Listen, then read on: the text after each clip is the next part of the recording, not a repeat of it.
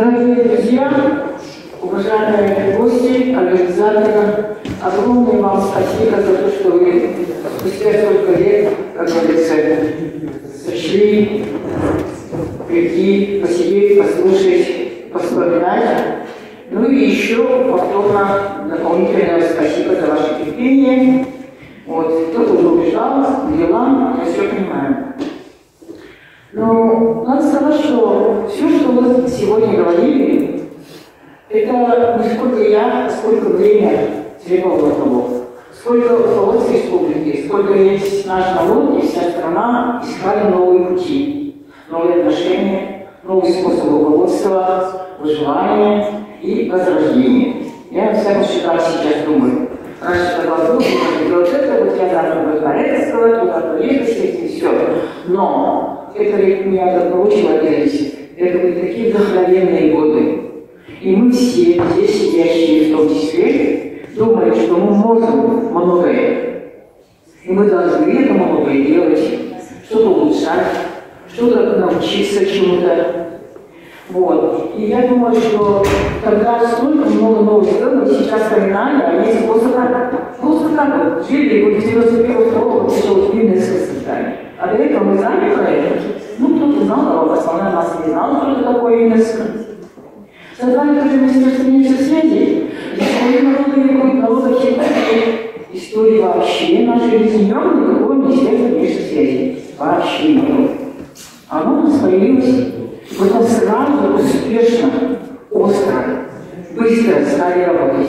Я, конечно, хочу напомнить вам светлое имя Виталия Камонова, однокурсник, 5 лет перспективились, 4 года летних каникул тоже богатство провели вместе. То на ремонте чего-то, то на пионерской практике, то на учебе во Франции. И вот в понедельник будет церемония, как сказать, барельефа, получение барельефа Хамгатинскому Саханко-Сухому лицею имени Виталия Петровича Камонова. Дальше был создан комитет по управлению семьи женщин демократической политики. Сначала говорил, какой-то женский комитет. А потом оказалось, что это комитет отдел волосов. Оказался у него огромный фонд республиканский, миллиарды рублей тогда, на все эти республики, в том числе на детей федеральных служащих. Мы раньше такого даже не означали, когда я приезжала в Москву, они говорили, а вы работника генеральных служб даете пособие, конечно. Не просто пособие, а даже удвоенные, заполненные нашими сеятельными условиями. Вот. Северный форум вдруг появился у нас. Кстати, в этом году осенью будет 30-летие вхождения будет в состав Северного форума. Александр Андреевич, вы даже готовы напомнить даже каталогу. Это он вместо президента подписал Академии Республики Саха стать членом международной новой организации Северный форум. Но мне кажется, вы уже сейчас полюбите это дело через Северный форум устойчивого развития. Вот. Дальше.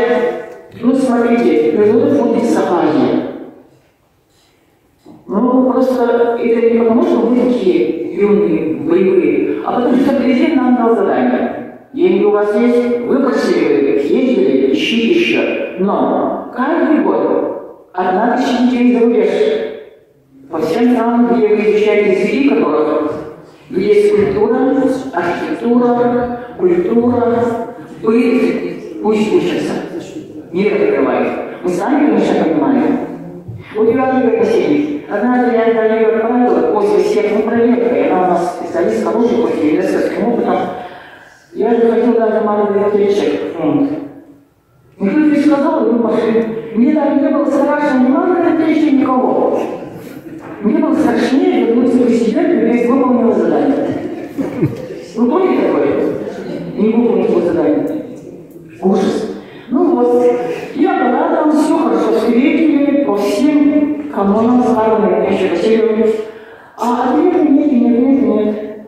Через год, через 4, то я ей говорю, в Великобританию, я ей задание. Сходишь, он Маргарет Тэтчер, и ты знаешь, почему она нам не ответила. Вот какие вы были храбрые. А все потому, что я такая храбрая, потому что я в школе работала 20 лет. У нас кто? Завуч и директор, начальник. У нас не было такого начальника отдела, начальник управления, потом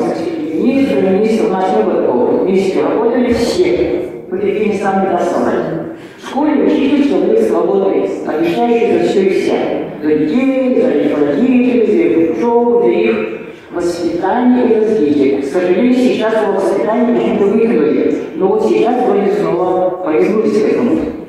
Вот. Образование, воспитание, развитие. 3 единые основы вообще системы образования. Вот, что я хочу сказать. Ну, потом эти фонды наши, фонд будущего поколения, фонд возрождения, сколько, вы знаете, я не хочу это распространять, но мне кажется, вот иногда руководители и какие-то вот новые банки и прочие, они работают с иностранными большими корпорациями, международными в том числе. И деньги, они иногда, знаете, не вся сумма идет тех или одних, а где-то что-то заседание, как сказать, останавливается, исчезает.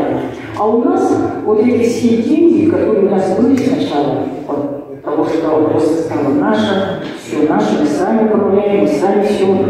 И вот эти деньги, вне бюджета, они попали куда-то. Мне даже вот Афанасий Иванович сказал сегодня, проверяли нас, куда у нас деньги. Фонд Сахатьевич бюджет республики никогда не брал ни рубля. У нас были все спонсорства, для этого мы должны были писать, общаться. Вот. И те корпорации по законам уже западного мира, у них он был опыт, и Америки, допустим, у них есть корпоративная социальная ответственность. То есть там, где они добывают много денег, за строительство, за долги, за счет, они должны делиться социальной сферой.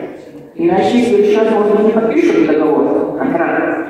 Так вот, эти деньги, которые не шли, у некоторых оседали чьи-то карманы, а они шли у нас в фонд поколений, фонд Бахады, в наш фонд. Нас проверяли много. Ну вот. Однажды даже один мой директор сказал, что он под кого-то новую выиграли. Вот здесь у нас классик. Вот насколько нас строго проверяют, откуда у нас деньги идут. Так вот, программа «Дети Республики Саха» это была тоже очень новая программа. Мы стали в первые годы не давали денег. Приезжали в министерство, департамент программ семьи и прочее, потом спокойно принимали, ой, то-то, потом разные отделы, то-то. Ой, знаете, Светлана, в Чукотке и в Туве детская младенческая смертность такая высокая, мы даже не помогали. И доводит меня до того, что я не точно просить, я даже, если мне что-то дали, то я делиться как Чукоткой и с Тувой. А потом, наконец, пришла замечательный человек, государственный, настоящий, на Руси я таких мало знаю, Галина Николаевна Карелова. Вы должны ее видеть иногда, она сейчас носитель Бумагиленко. Она редко вообще не выступает, но она очень умная женщина. И у нас с первого дня нашего прихода, вот так, знаешь, помните, сразу все наши программы, все надо спрашивать, сколько детей, возраст, прочее, большого группу требуем, просим. И она сразу по количеству детей пропорционально по всей России. Как в какие области, края получают, так и мы стали получать. Она, конечно, спрашивала, а как бы вот эти свои республиканские там коэффициенты прочие делятся со всеми или нет? Конечно, делятся со всеми. Вот. Короче, и вот такие вот программы, это просто, конечно, огромное новое дело в России. Мы должны бы успевать разрабатывать эти программы. Хватать вовремя. Замечать, что не должно быть. Защищать эти программы. И работать уже. И вот Яков Иванович был директором этой нашей дирекции, правда. Однажды он пришел, каждый день, пока эти деньги не пришли, раз один пришел, пока нет, значит, летний отдых уже наступает. В лагеря мы должны давать деньги на детское питание. Яков Иванович приходит, денег не дали. Следующий день опять, я говорю, ну все, сегодня без денег надо возвращаться. Он идет, молодой человек, а в бензине, вот сейчас вот только рядом, нет денег. А он что сказал? Он сказал, я говорю, пока не дадите денег, меня там тоже ждут с деньгами, начальник мой. И, ну не деньги, но эти, как его, казначейские билеты, несчастный, все-таки он вытащил, пришел довольный, с бумажкой, их надо еще отличить. Сколько пациентов мы тогда удерживали, даже было время. Ужасы. А на следующий приходит, и мало Шамаева. На следующий камеру тоже было отражение, какой я глава. В смысле? Зачем ты это было? Я хочу глава, говорит, мало тренера. А он после республики создавал математического тренера, я сама раньше видела. В день приезда они уже вывешивают доску, и там уже формулу. Я лично проверю какой-то. Тут же заходит Яков Ананьевич, тоже весь красный. Я вот ему домой еще никому не отдавала, а он не хочет. Пугается, ему нужны деньги, а у нас денег нет. Ну, короче, много было разного, но когда шла пора, не пора, а случился такой период времени, когда от нас уходила дирекция, но до этого, сейчас приезжала комиссия Шупайса, проверила все поступающие средства, когда поступили, куда поступили, кому направили, подтверждающие документы, все было чисто. И чистая была зацепка, просто никчемная, но была. Мы не сразу тоже вызывали оборудование, министру я начал сдал, все подписи получил, все. Но там они уже сами знают, уже не профессионалы, не все. А Чубайсов говорит, это оборудование куда ушло дальше? Вы должны получить точную информацию, какой медицинское учреждение оно поступил. Я понимаю, что тут же берет ноги в руки и Министерство здравоохранения и получает точную информацию. Никаких нарушений. Никаких. Вот. Я хочу сказать, что в те годы, я не знаю, как, где, потом, у нас даже может быть, деньги съедают, но в комитете, господи, какие деньги ты рисуешь, когда ты мамам, детям, все рассчитано. Светлана Юрьевна сидит во главе фонда, честнейший человек.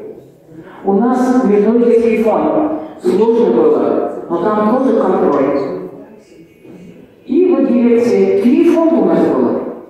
Первый раз они нам дали 3 миллиарда, еще дали миллиард. Мы сразу обрадовались, второй, следующий дали 6 миллиардов. Но там надо первый раз, допустим, 2 миллиарда, их надо очень быстро распределить, отчитаться, тогда дает следующий транш. Ну вот, короче, работа была интереснейшая. Мне кажется, что постарше люди все это помнят.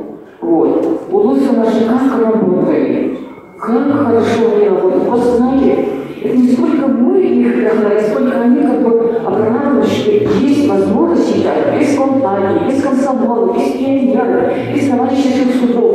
Есть возможность чем-то как-то помогать друг другу. Я помню, Иван Николаевич Долинин, помните, был ассамблея такой, ездил в командировку в Таллинскую область, приехал и отчитывается обычно. Он долго говорит, все он так, как сказать, восторгнул, что это не Аризона, а вот как бы новое понятие, что они там делают, как они делают. Он, видимо, его уволили, досконально его рассказали, и он был в восторге. Если сидели, слушали. Вот. Короче, я хочу сказать, что по женщинам отдельные права, это все-таки 4-я Всемирная конференция ООН по правам женщин. Кстати, сегодня 4 конференции с ними. Потом почему-то не стало. Просто предоставить ООН на отдельной конференции, и все. Так вот, это было очень интересно, мы после этой конференции взяли много нового, и свой 10-й юбилей сибирских женщин в 1995 году в октябре использовали многие ивентов вот этой всемирной конференции, там еще форум. Мы слышали, как Беназир Бхутта горячо говорила, как Хиллари Клинтон и многие женщины после известной говорили, выступали, у нас было желание, а почему так не можем? Равенство, мир, труд. Это все, что мы давно живем и делаем. В принципе, только может содержание у нас останется, а вот методы или, скажем, но подача новая может быть. А в принципе, это не все это можно. И вот с года мы все учились. Не только наши комитеты, это мы и другие министерства. Все чему-то учились. Вот. И я хочу еще сказать, что отдых, развитие детей, оно, мне кажется, дало очень много. Вот эти 1000 детей за рубежом. А, еще забыто 3000 детей, что мы катали на теплоходе Алексея Клоп и Илья Брежнев. Президент дал предложение. 3000 каждый год. Каждый лет в смысле. И мы катали до сентября, нам получается сентября. Каждую неделю ездили дети, полные, увезли теплоход, но по тематике. А что кого выбрать по республике? Не детей каких-то, ну, по-нашему говоря, А Нина Дрейфер-Петухова, упокоенная, мы с ней разработали и викторины, собирали в 19 браке, сотрудничестве, и викторины разные, конкурсы, чтобы сельские дети и дети городские с образованными родителями, с библиотеками, в дружных семьях не были на очень высокой точке готовности, чем дети, которые гуляют в общих библиотеках.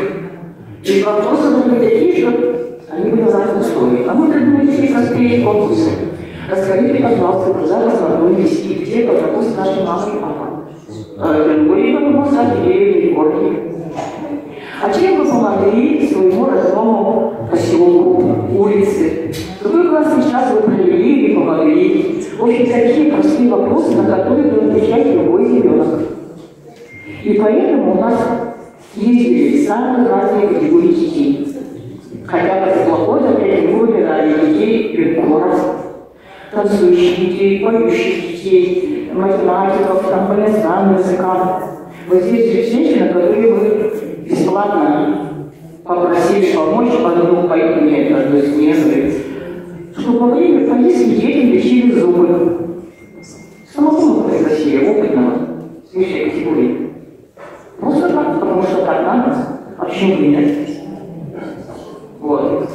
То есть я хочу сказать, что те времена были очень, вот я сейчас каждый раз еще старше, работы нет, думаю, что за время было?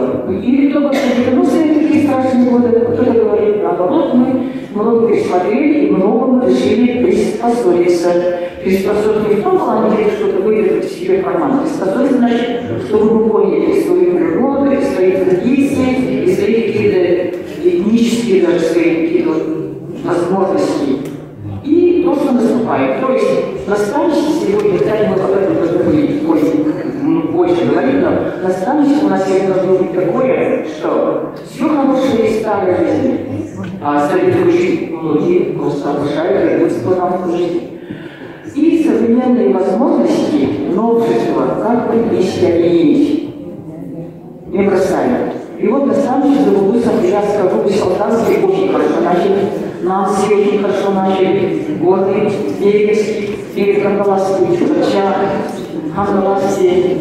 И вот я очень хотела, что здесь сидящие здесь, работающие или уже ушедшие в заслуженный возраст, все равно не то поколение, которое выросло, как говорится, в условиях действия кодекса строителей коммунизма. Я не коммунист, но я знаю, что это были другие времена, другие требования, другие ценности. Вот у нас сидят комсомольцы, у которых было поскольку общественных нагрузок? По 5, по 6, или до 10 общественных нагрузок. Бесплатная работа, это называется общественная нагрузка. И вот я бы хотела, чтобы здесь сидящие, я думаю, это самое активное поколение. Борис Федорович Немцов, Мандавус, года 2 назад он сказал, ни в коем случае нельзя обрывать связь поколений. И то поколение сейчас уходит на заслуженный отдых, имеет профессиональный опыт, все получили бесплатное образование, где хотели и на кого хотели, все работали, хорошо жили, квартиры, там, прочее. Курорты, лечение, все бесплатно, образование все бесплатно. Так вот, теперь наш вперед все это доброе передаст следующее поколение. И вы сейчас больше меня знаете, как у нас молодежь растет. Среднее поколение еще ладно, а вот совсем молодое поколение – это вопрос. Нельзя сейчас в аудитории ставить вопрос о потере родного языка, о потере элементов культуры, обращение друг с другом. Виктор Ильич Михайлов, помните его эстрадный часто писатель по WhatsApp, что раньше, допустим, кто-то шел с охоты, кто-то забился к осени, и все они помогали соседям, у которых несколько, и у кого нет охотников, рыболовов, они отправляли соседям или, ну что, слава, немножко людей, как сказать, типа гостиница. И они несли не сами, мама и папа, они отправляли детей. И дети как радовались этому. Они, во-первых, понимали, как надо, нужное дело. Но при этом они приходили в тот дом, получали благодарность люди, они начинают понимать, что делать доброе дело. И таких случаев, таких вот традиционных, каких-то вот нашей жизни эпизодов очень много. Природа наша этого требует, климат этого требует. Вот. Долгие годы жизни и тот огромный скачок к развитию нашего, когда я жила далеко и долго, я видела, читала газеты, каждый вот об интернете. У нас конференции по коневодству, по луговодству, по, значит, по всем темам. Кто-то куда-то едет, кто-то какие-то выдвигает доклады, темы обсуждают. У нас вообще республика живет очень сильной интеллектуальной жизнью. И сейчас это продолжается, много спорят, конечно, у каждого свое мнение, но различие мнений это не означает это противостояние. Это просто каждый человек, и каждая группа, она по-своему видит путь развития. Они тоже хотят, чтобы хорошо жили. И они сами, и их дети, и соседи, и родственники, и чтобы мы вообще стали детей хорошо, чтобы жила. Поэтому я благодарю Богу, что вот из сельской деревни, глубинки, дыры, скажу, извиняюсь за каламбур, дыры, нет дыры. И какой еще давно Светлый Гуликов был, как сказать, определен, когда я не был браконьером, это вот этот хитрый. И вот такой из того края не был браконьером, вот работает, хоть где может человек, хоть из какой маленькой деревни. Самое главное, чтобы все население, весь социум был дружен, чтобы молодые головы у нас, пришедшие хоть из какой отрасли, имели какого-то советника, доброго человека, уважаемого, почему наставника таким. Это не просто кого-то учить предприятие, а еще молодых головам помогать. На селеках. В городе Якутске можно наставником быть, никуда не выходя, в кабинет, в машину, все, телефон, все. А где? У нас вот конкретной, вот белой деревни нету. У нас каждый наслед по-своему создает эти советы наставников. Одну фразу я скажу, я вижу, что вы все знаете. Совет наставников – это та группа людей, пожилых, уважаемых, честных, профессионально опытных, имеющих образование, переработку долгое время, как бы сказать, практично выполненную. Жизненный опыт. Они не сами, вот этот совет моей деревни, какие-то семьи, дети, они создаются для того, чтобы объединять все другие организации, гражданские инициативы. Они же у нас есть давно, в Дженсале еще советской власти остались. Ветераны, молодежь, истинный нет, это вот народное настроение, филателисты, и с организацией конкурсии. Есть очень много объединений. Это очень хорошо, но они сейчас идут по очень узкому своему направлению. Очень как бы а у нас поселки грязные, кладбища неухоженные, дороги каждый год размывают, собаки бегают, чтобы больше деревни. Старые дома брошенные, особенно там, где были наводнения, они пустые дворы стоят, разрушаются. А кто за всеми этим должен смотреть? Глава, что ли? Население должно заботиться. Пожилое и молодое. А кто все это будет делать? Они ветераны пойдут, одна молодежь что ставит. Народные мастера смогут это делать. А вот всех потихонечку объединять, где что можно делать? Где можно объединиться? Вот это работа наставников. И все. И они ходят в главе, посещают их планерки, помогают, давайте подсказывают, сделали это, сделали то. А главы у нас разные. Я по своим родным местам знаю. Они делят население. Друзья, родственники, кто голосовал за меня, остальные все. Мои. Есть такое? Есть такое. И вот тут пожилые люди опытные. А знаете, как вы открытие сделали, вот и в этом году два назад? Самый большой резерв у нас в работе с населением, как раз имеют сотрудники дошкольных учреждений. а потому что они смотрят за детьми. Они не видят вот этого вот образованного родителя, необразованного родителя, пьющего родителя, богатого родителя. Они принимают детей и смотрят за ними. И все им благодарны. У них своя программа воспитательной работы, у них свои контролирующие органы управления устного образования, устного управления образованием. У них свои специалисты, и они очень хорошо работают. Особенно, допустим, в некоторых наследах вопросов личта. Вот Юрисовский на свете. У них детсад в этом году собрал на своем участке 33 мешка картофеля. Это что, похайкали? Бесплатно всегда выставили. Также они вырастили морковь, свеклу, лук и прочее, прочее. Они на зиму запаслись своим чистым продовольствием. Осенью нашли машину, сейчас у всех есть машины, поехали за ягодой. По одному ведру все даем в лесам, а что дополнительно смотрит у кого способнее пальцев, тебе, пожалуйста. Это плохо, что ли? Отлично. А помните, в советское время каждый четверг был религии? А сейчас есть такое? Нет. А вы это здоровье. А в детских садах сложно выбрать. Во-первых, это мелкопольные наши либо нельзя детей кормить. А речная и морская либо она очень дорогая. И вот тут уже идет борьба, как бы детей накормить вот рыбной продукцией. Екатерина, итак, всем, кто устал, но как бы ты держал, у Высоцкого помните, говорит. Вот, прошу, спасибо еще раз. Я думаю, что вы поделитесь своими знаниями, своими находками, своими возможностями. У каждого министерства, у каждой организации есть свои возможности. Было бы желание. Потихонечку, помаленечку можно всего добиться. Огромное вам спасибо. Я не знаю, насколько меня хватит, но только я не знаю, где больше внимания, ниже, я не скажу.